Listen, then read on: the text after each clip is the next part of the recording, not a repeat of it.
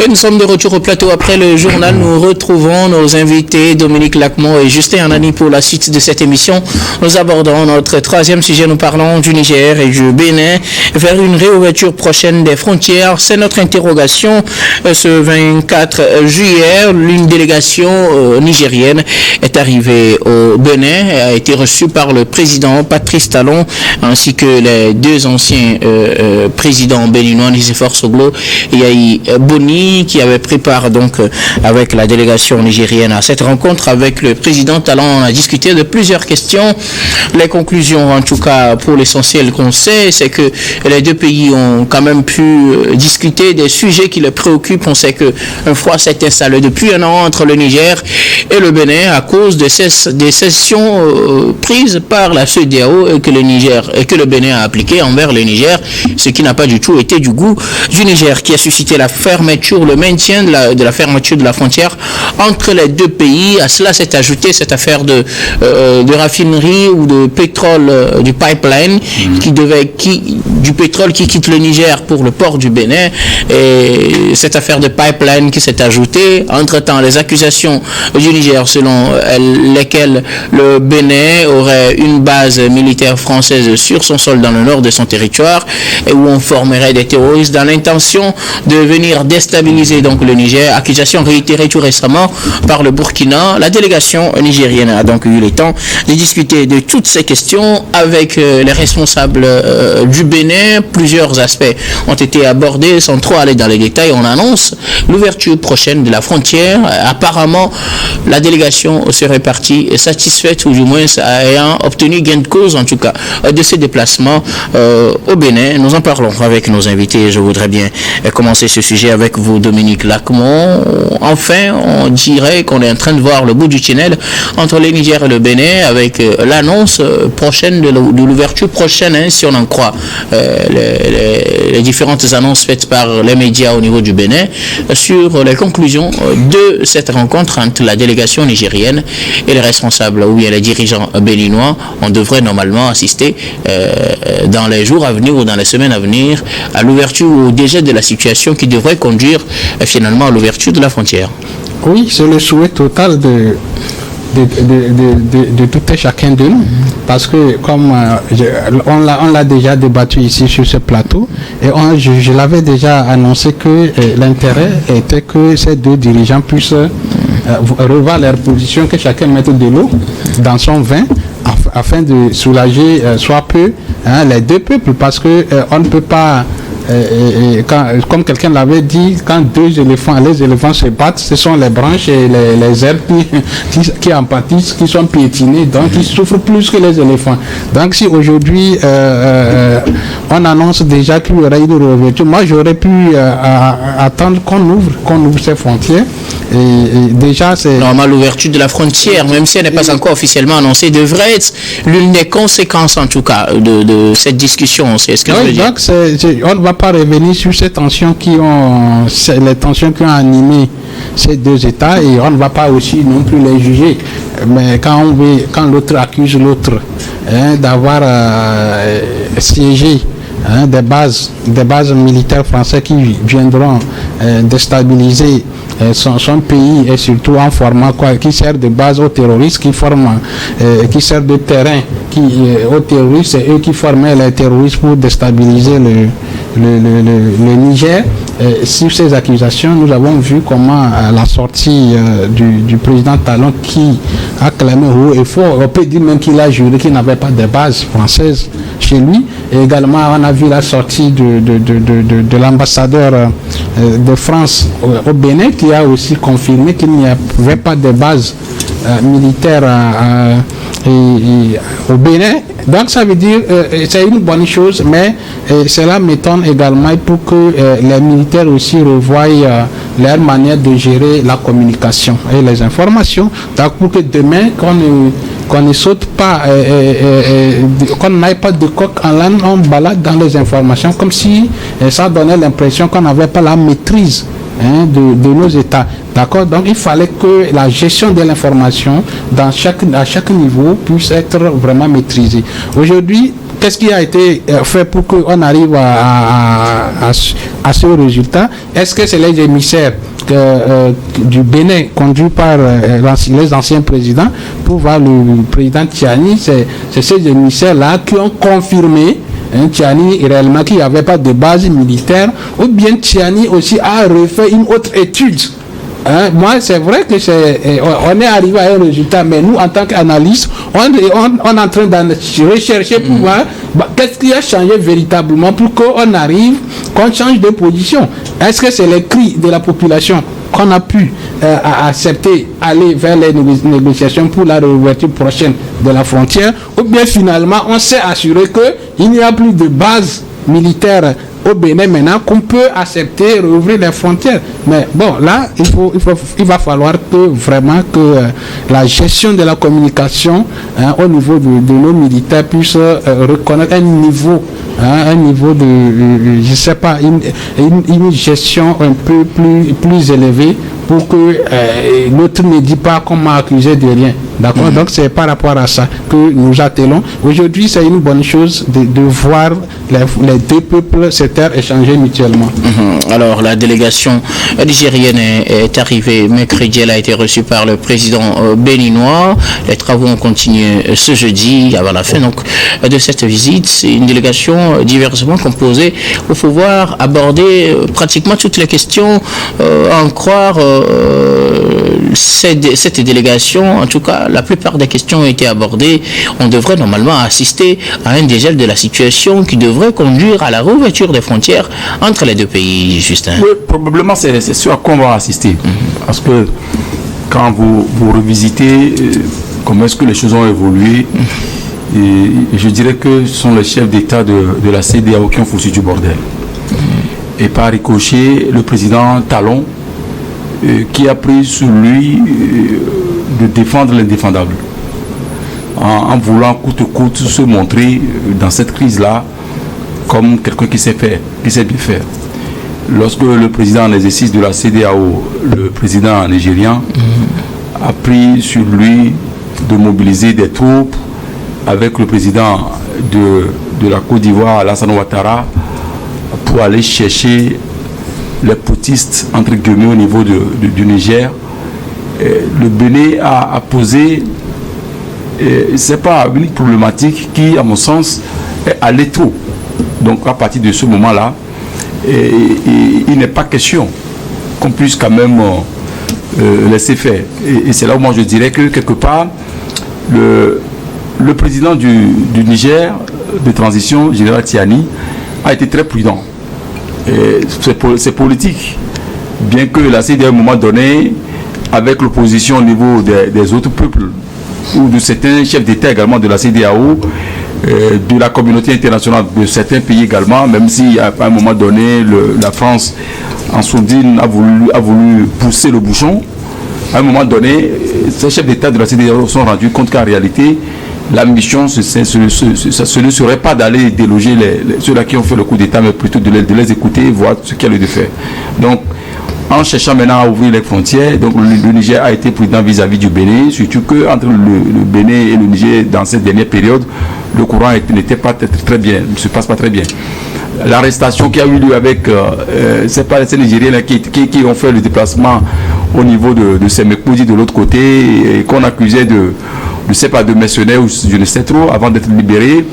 Le déplacement qu'a effectué les anciens présidents Yahi Boni et Nicéphore Dieudonné Soglo, je pense que tout ça a amené à un temps soit peu à la dégel de la situation. Donc, si nous sommes là aujourd'hui, c'est parce qu'à un moment donné, au-delà de tout, les discussions ne s'étaient pas rompues. Parce qu'entre de part et d'autre, il y a des émissaires qui quittent le Bénin pour aller au Niger rencontrer les tenants du système actuel au Niger.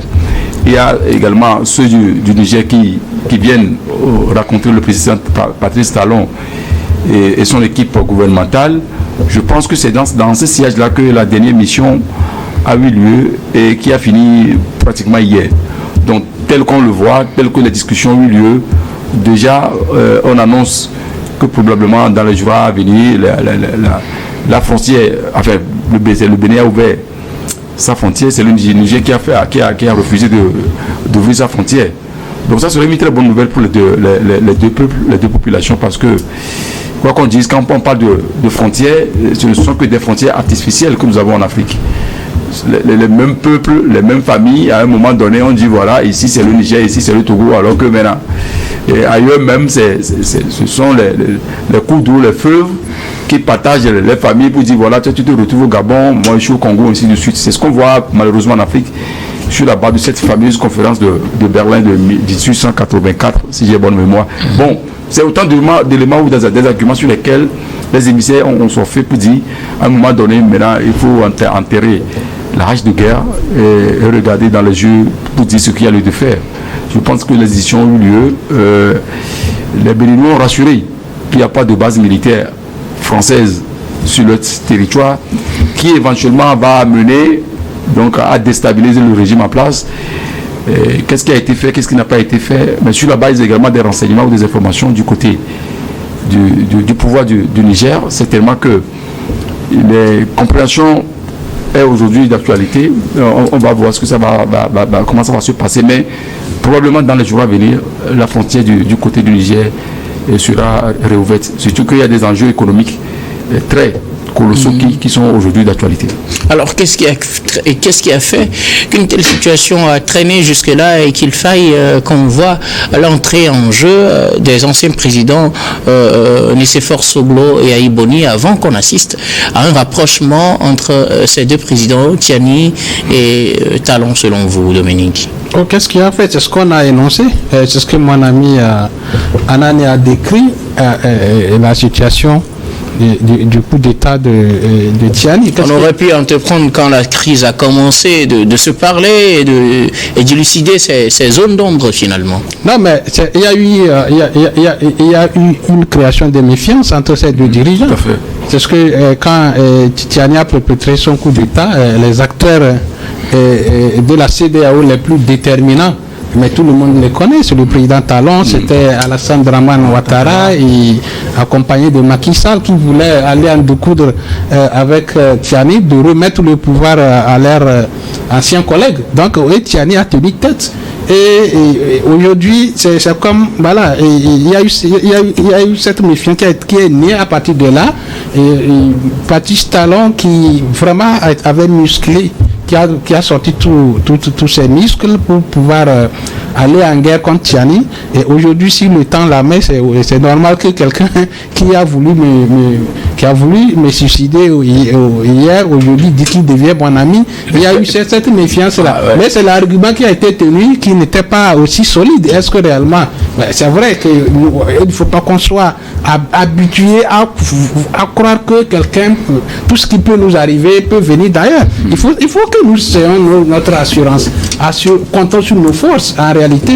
Donc si Tiani avait vite compris, en comptant sur lui-même et tout ce qu'il a aussi, et être prêt à assumer, la frontière serait ouverte depuis, parce que quoi qu'on dise, c'est un même peuple. C'est un peu aujourd'hui, personne ne peut traverser pour aller saluer et sa famille de l'autre côté.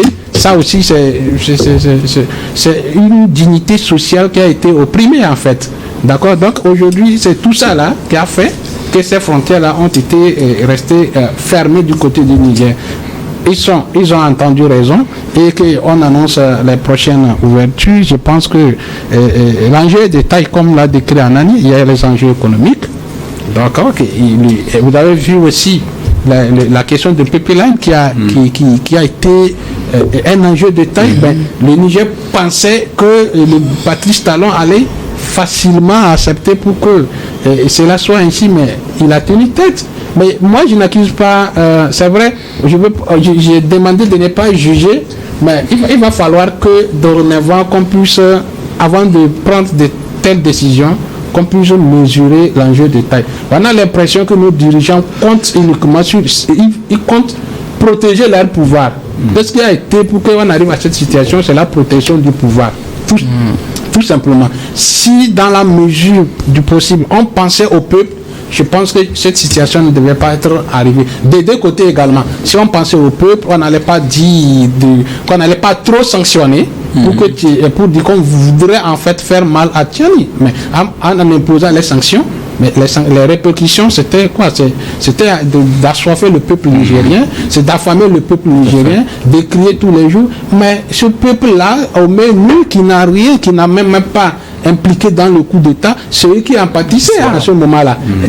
Donc ça veut dire que justement, il faut qu'on revoie, nos dirigeants puissent revoir leur position. Il ne faut pas chercher à protéger que le pouvoir, mais chercher à protéger le peuple.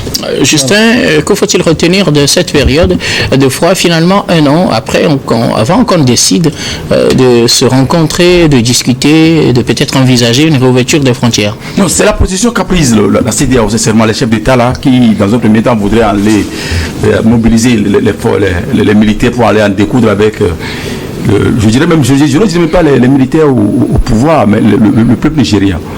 Et là, c'est un mauvais casting. Ça, il faut quand même avoir le courage de le dire.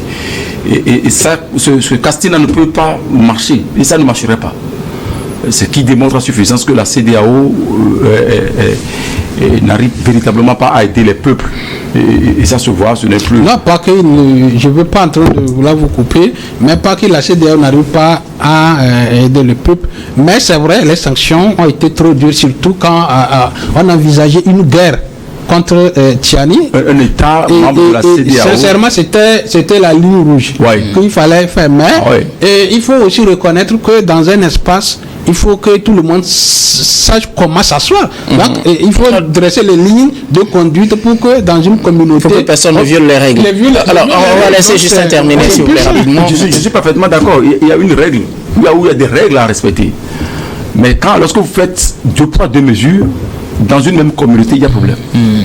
Il est dit, d'abord, la CEDEAO, à l'origine, c'est une communauté des États économiques sur des questions de libre circulation des biens des personnes, tout. Mais c'est la CEDEAO qui a pris sur elle d'ajouter à son protocole, c'est pas additionnel, des questions politiques. Le volet politique qui est venu s'agrafer sur tout ce qui est protocole de la CEDEAO. Maintenant, s'il y a des règles à respecter, et l'une des règles dit il ne faut pas faire le coup d'État. Donc, lorsque les militaires prennent le coup d'État, il y a sanction. Il y a telle sanction. Vous êtes exclu de la communauté, vous êtes tant, ainsi de suite. Mais lorsqu'il y a coup d'État constitutionnel dans l'État, qu'est-ce que vous faites? Ceux-là qui font 2 mandats, et que de seul coup, ils se lèvent un bon matin pour dire, voilà, je change la constitution, je mets le compteur à 0, je recommence un autre mandat. Qu'est-ce que vous faites au niveau de l'espace? Et ça, explicitement, ça n'a pas été dit. Ça voudrait dire que la CEDEAO, à un moment donné, si elle ne se donne pas de moyens pour véritablement se donner la force, je pense que cette CEDEAO, avec les dernières informations que nous avons dans les dernières périodes, il y a quelques jours, montre à suffisance que la CEDEAO va vers la dérive et ce n'est pas un souhait.